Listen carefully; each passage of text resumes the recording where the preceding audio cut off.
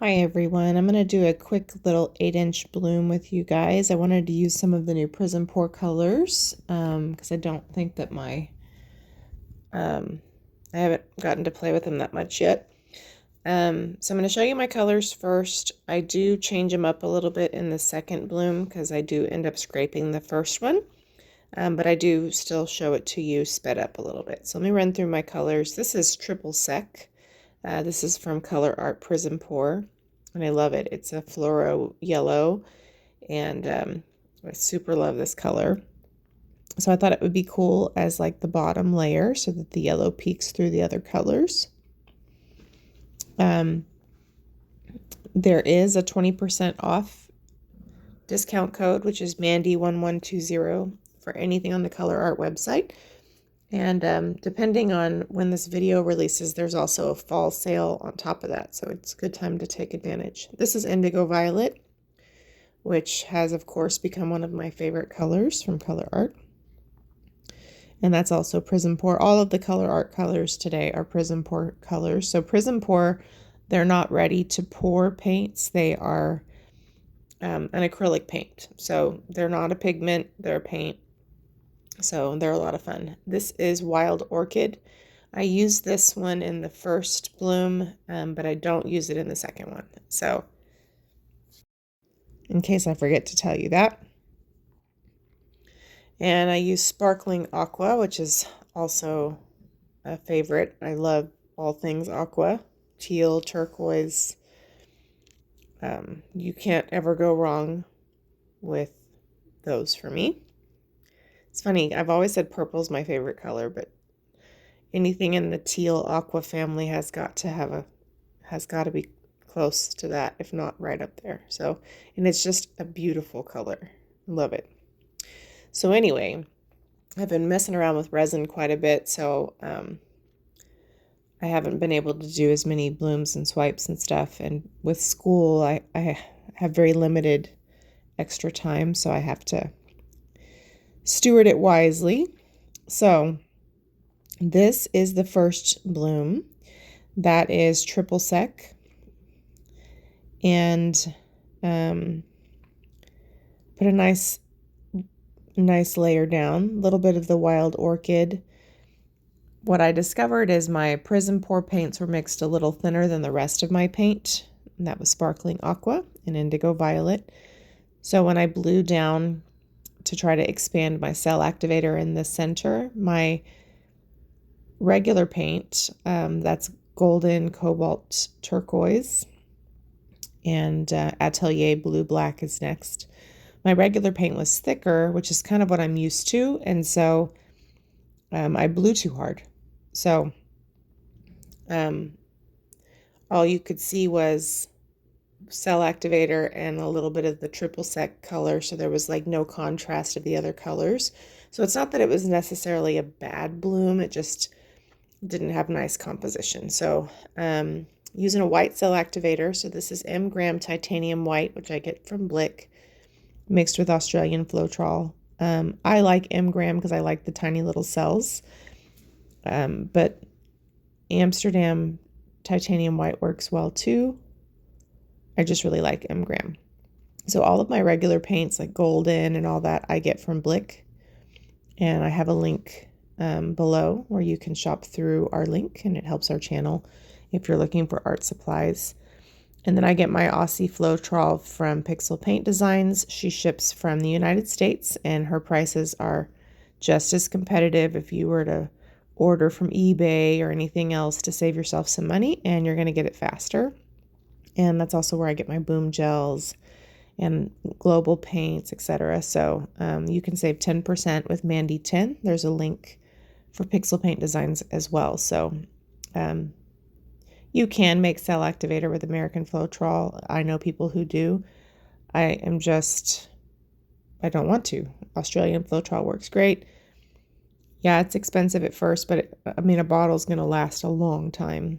Most of the time they last me at least a year, and I do stuff all the time. So you can see the composition isn't bad. There's a place here where I kind of messed up the blow, but as it expands, you're going to see that we kind of lose all of our color in the middle, and that's because of how I blew things out. So we're going to redo it shortly. One thing I heard Deborah Dunn say in the Sheleeart group when she was explaining how to blow out blooms, and she does beautiful blooms, is she was describing when you blow out your cell activator to envision like you have a feather in your hand and you're just trying to kind of keep the feather from touching your hand, but you don't want to blow hard enough to where it blows out of your hand. And that's a good reminder for me because I tend to just blow too hard. That's one of my opportunities. And so if that helps you guys, that's a great tip I heard from her once, and she does beautiful work with her blooms. So obviously she knows what she's talking about. But yeah, that was really a good reminder for me personally. So again, triple sec, we're going to skip the wild orchid this time. We're going to put a little bit of Australian red violet. My hope is that by adding another regular acrylic paint that is a little bit thicker, that we're going to get a little bit better composition. And so I just put a little bit of the Australian red violet. I also knew that that would mix a little bit better with the triple sec than the sparkling aqua was creating green when it mixed with the yellow, and the Australian red violet won't do that. So we're going to do the indigo violet next, which I love the way that color pops, so I added a little bit more. Then the sparkling aqua on top. Then we're going to do the cobalt turquoise and the blue black again with the white cell activator. So really the only change we made is we swapped out the wild orchid for a non-sparkly paint with the Australian red violet. So nothing major. So this time I'm going to try to do better in how I blow it out, to not blow all the way into the center. You can tell when I catch myself and I almost do it. I sped this up just a little bit, but for those of you guys who are practicing and learning about blooms, if you're like me, you like to watch as people blow things out so you can kind of see how they do it. Not like I'm a pro or anything, but I like to see that. I like to see, do they turn their head to the side? Do they pull their head back? All of those things. I'm very analytical, and I find that sometimes I need to know the whole process. You can kind of see how I start off pretty gentle, and I kind of messed up that last part, but this is definitely going a lot better than the last time. So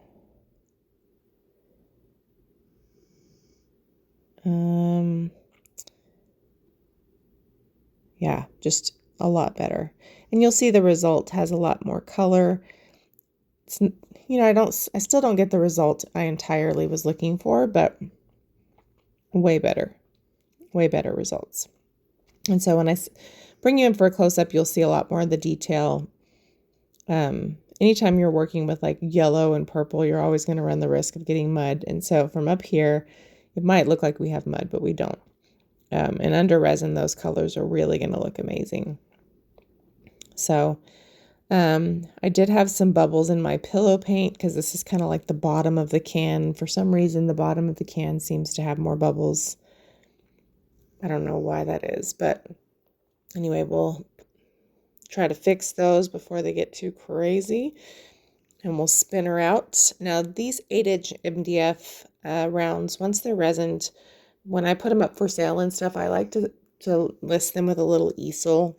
People can always put command strips or something on the back if they want to put them on the wall, but generally 8 inches, it has to be kind of a small section of your wall to really get the attention that you would like art to get. So I like to provide an easel with the MDF rounds just to make them a little bit more versatile, and they look so cute, the little small art.